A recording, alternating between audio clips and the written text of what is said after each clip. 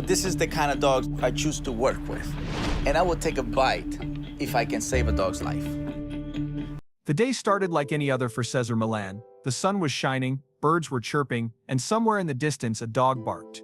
It was a normal morning for the man known worldwide as the Dog Whisperer. But by afternoon, his life would change forever. News broke that Cesar Millan had been arrested. The internet exploded. Fans couldn't believe it. How could the man who dedicated his life to helping dogs be in handcuffs? The video of his arrest spread fast. There he was, the calm and confident trainer who had rehabilitated thousands of aggressive dogs, standing silently as officers put cuffs on his wrists. His face was unreadable.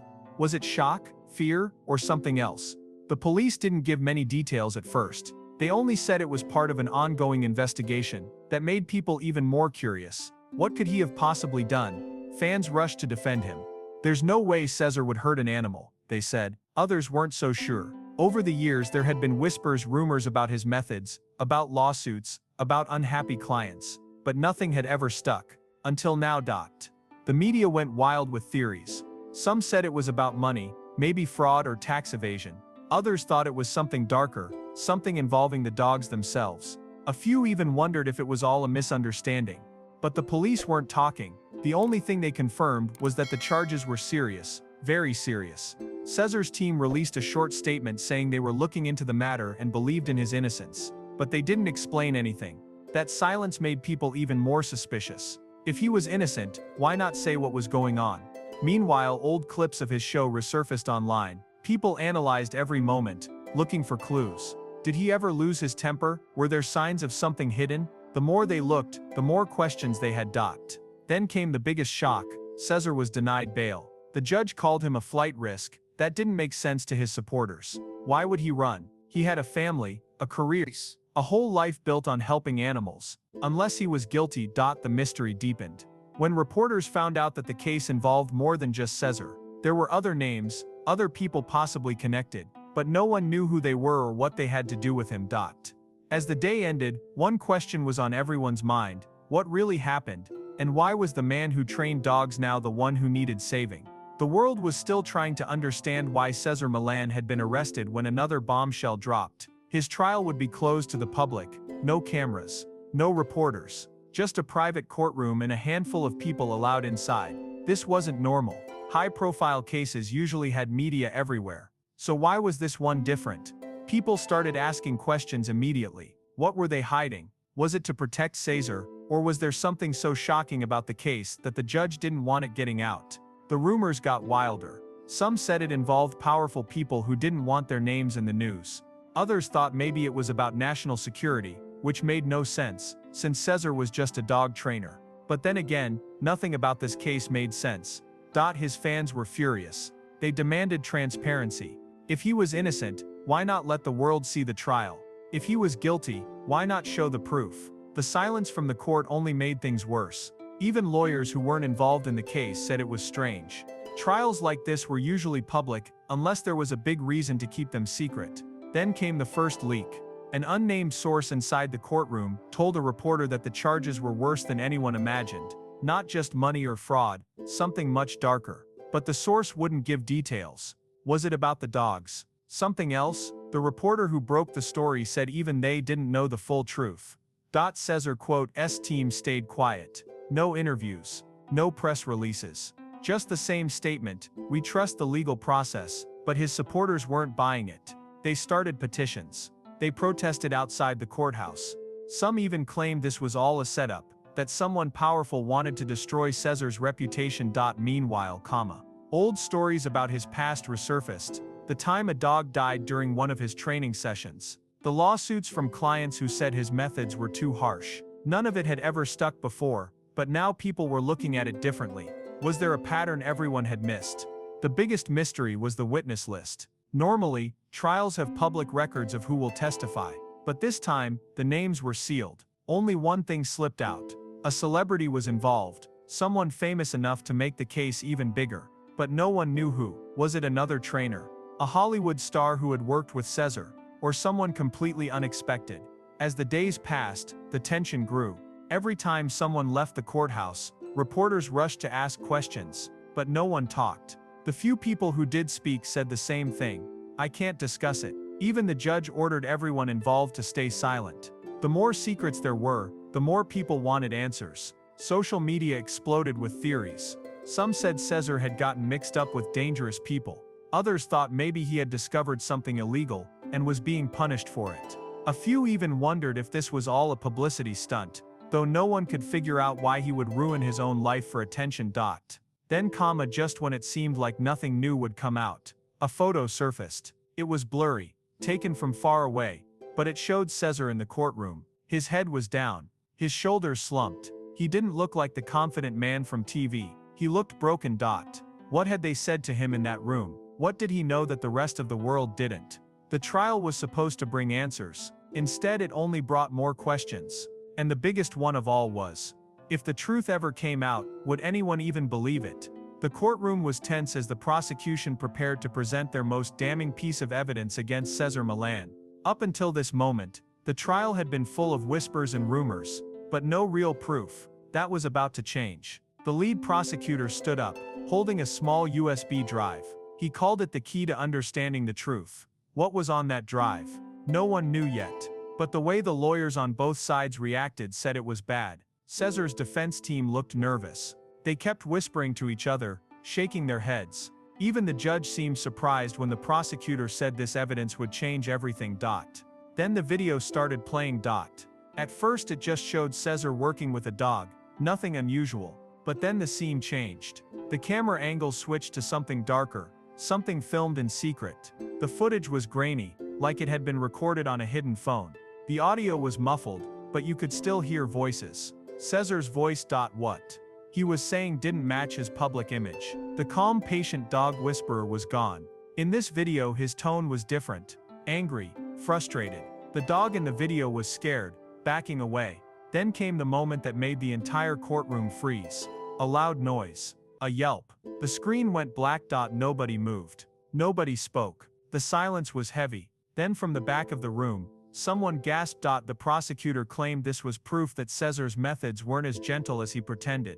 That behind the scenes things were different. That maybe the rumors about him had been true all along. But was the video real? Cesar's lawyer jumped up, demanding to know where this footage came from. Who recorded it? When? Why was it just surfacing now? The prosecutor refused to give details, saying only that it had been obtained legally. That wasn't good enough for Cesar's team. They argued the video could have been edited. Maybe it was taken out of context. Maybe it wasn't even Cesar in the video at all. They asked for a digital expert to examine it. The judge agreed, but the damage was already done. The few people in the courtroom who saw it would never forget it. And when word got out, because it always does, the public would have the same reaction. Fans were torn. Some refused to believe it. This is fake, they said. Someone's trying to ruin him. Others weren't so sure. What if we were wrong about him all this time? Then came another twist. A former employee of Cesar's came forward, saying they had seen things they didn't like. They didn't go into detail, but they said enough to make people wonder. Not everything was as it seemed, they said. Reporters dug deeper. They found old staff members, former clients, people who had worked with Cesar years ago. Some defended him. Others hesitated, like they knew something but didn't want to say. The biggest question now was, if this video was real, how many more were out there? And if it wasn't real, who would go this far to destroy him? The air in the courtroom felt heavy as Cesar Millan walked in for what would become the most emotional day of his trial. Until now, he had stayed calm, his face unreadable, like the confident trainer everyone knew from TV. But today was different. Today something inside him snapped. It started when the prosecution called a surprise witness. A woman walked in, someone nobody recognized at first. She looked nervous, her hands shaking as she sat down. The prosecutor asked her name, and when she said it, a murmur spread through the room. She was the owner of the dog from the secret video. As she spoke, her voice cracked. She described sending her dog to Cesar for training, hoping he could help with its aggression. But when she got the dog back, something was wrong. It wasn't just trained, it was scared. It flinched at loud noises, hid when people came near. She thought maybe it was just adjusting, until she saw the video. Cesar listened, his jaw tight. His lawyer objected, saying this was just emotional storytelling, not real evidence. But the judge let her continue. Then she said the words that changed everything. The dog died 2 weeks later. A gasp filled the room. Cesar's head dropped. His hands, usually so steady, trembled on the table. The prosecutor pressed further. Do you believe Cesar Millan is responsible? She paused, tears in her eyes. I don't know what happened to my dog in his care, but I know it wasn't right. That's when Cesar lost it. He stood up suddenly, his chair scraping loud against the floor. That's not true. His voice was raw, nothing like his usual calm tone. I would never. His lawyer pulled him back down, whispering urgently, but the damage was done. The courtroom had seen the dog whisperer unravel. The judge called for a break. As Cesar walked out, cameras caught him wiping his eyes. Fans watching the news clips later said it was the first time they'd ever seen him cry. During the break, reporters scrambled for information. Was this just about one dog, or were there others? Some dug up old social media posts from people who had complained about their pets acting different after Cesar's training. Most had been ignored at the time, now they were being shared everywhere. When the trial resumed, Cesar's team tried to recover. They brought up his years of good work, the thousands of dogs he'd helped. They questioned the woman's story. Where was the proof her dog's death was connected? Maybe it was sick before, maybe something else happened after. But the mood had shifted. The biggest shock came at the end of the day. As everyone was leaving, a reporter shouted a question at Cesar. Do you have anything to say to the dog owners who trusted you? He stopped, turned. For a second it looked like he might speak. Then his face crumpled, and all he said was, I tried to help. Those 3 words haunted the internet that night. Some heard regret, others heard guilt. Everyone wondered, what did he really mean?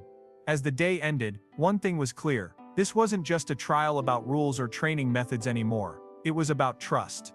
And that trust was breaking. The day the verdict was announced, the entire world seemed to hold its breath. For weeks, people had debated, argued, and taken sides. Some believed Cesar Millan was innocent, a victim of lies and misunderstandings. Others were convinced he was guilty, that the real man behind the dog whisperer persona was nothing like what fans imagined. Now, after all the testimonies, the evidence, and the emotional breakdowns, the moment of truth had arrived.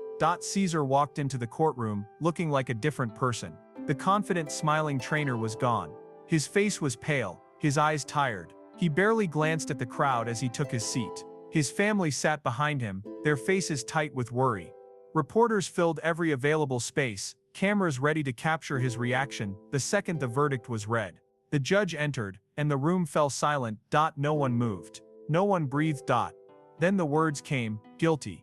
A shockwave went through the courtroom. Cesar's wife let out a quiet sob. His son stared straight ahead, like he couldn't process what he'd just heard. Cesar himself didn't react at first. He just sat there, as if he hadn't heard. Then slowly, he closed his eyes. The judge continued, listing the charges: animal cruelty, negligence, falsifying records. The sentence: life in prison. That was when Cesar finally broke. His shoulders shook as he buried his face in his hands. His lawyer put a hand on his back, but there was nothing left to say. It was over. Outside the courthouse, chaos erupted. Fans screamed that the trial was unfair. Animal rights activists cheered, saying justice had finally been served. News channels scrambled to analyze what this meant, not just for Cesar, but for the entire world of dog training. But the biggest question on everyone's mind was, how did it come to this? Just a few years ago, Cesar Millan had been a beloved celebrity, a man who claimed to understand dogs like no one else. Now he was a convicted criminal. What had really happened behind the scenes? Rumors exploded online. Some said powerful people in the pet industry had set him up because his methods threatened their business. Others believed there were darker secrets, things the public still didn't know. A few even claimed the whole trial had been a distraction from something bigger. Then, just as the frenzy reached its peak, a new piece of information leaked. A court insider revealed that Cesar had been offered a deal. A shorter sentence, if he admitted guilt and named others involved. He had refused. Why? Was he protecting someone? Or was he innocent, willing to spend his life in prison rather than lie? The mystery only deepened when, hours after the verdict, a video surfaced online. It was old footage from one of Cesar's training sessions, but this time the audio was clear. In it he could be heard saying, "They'll never understand what we really do here. Who was we? What didn't people understand?" The video was taken down within an hour, but it was too late. Millions had already seen it. The internet went wild with theories. Some thought Cesar was part of a secret group. Others believed he had been forced into something against his will. As the sun set on the day of the verdict, one thing was certain: this wasn't the end. It was just the beginning of a much bigger story. The prison gates closed behind Cesar Millan, with a sound that echoed louder than any courtroom gavel. Just months ago, he had been a global superstar, the man who spoke the language of dogs. Now he was inmate ML 94723, walking in chains toward a cell that would be his home for the rest of his life. The world watched in stunned silence. What happens to a legend when the world turns against him? Inside the prison, whispers followed him everywhere. Some inmates recognized him, the dog whisperer, now caged like the animals he once trained. Others didn't care who he was. To them he was just another new face. Guards kept a close watch, not because he was dangerous, but because his fame made him a target. Meanwhile, outside those walls, his empire crumbled. His TV shows were pulled off the air. Sponsorship deals vanished overnight. The training centers that bore his name scrambled to distance themselves, some even removing his pictures from their walls. The Cesar Millan brand, once worth millions, was now toxic. But the real tragedy wasn't the money or the fame. It was the dogs. Animal shelters reported a sudden flood of abandoned pets. Dogs that had once been trained using his methods. Owners now convinced those techniques were cruel, didn't want them anymore. Rescue organizations pleaded with the public. The dogs didn't do anything wrong. Don't punish them. Yet the damage was done. Then came the letter. 3 weeks into his sentence, a handwritten note from Cesar was leaked to the press. It wasn't an appeal. It wasn't a confession. It was just 4 lines. I thought I understood dogs. I thought I understood people. I was wrong about both. Now I have nothing but time to think about why. No one knew who leaked it. No one knew if he even meant for it to be seen. But those words spread like wildfire, analyzed by fans, critics, and psychologists alike. Was this remorse, or just another mystery? The biggest twist came from an unexpected place. One of the jurors from his trial gave an anonymous interview. They claimed the decision hadn't been unanimous. Some jurors had doubts. The video evidence was shaky. The witness testimonies didn't quite add up. But in the end, the pressure to convict a celebrity was too strong. Maybe we got it wrong, the juror said, but by then it was too late to take it back. Those words ignited a new fire. Protests formed outside the prison. Petitions demanded a case review. Even some of his old critics began questioning, what if the truth was more complicated than anyone wanted to admit? But in the end, none of it mattered. The legal system had spoken. The world had moved on. Cesar Millan became just another fading headline. His legacy reduced to prison mugshots and old reruns of a show that no longer aired. Yet in quiet moments, when the noise died down, people still wondered, did we really know the whole story? And more importantly, did we ever really know the man?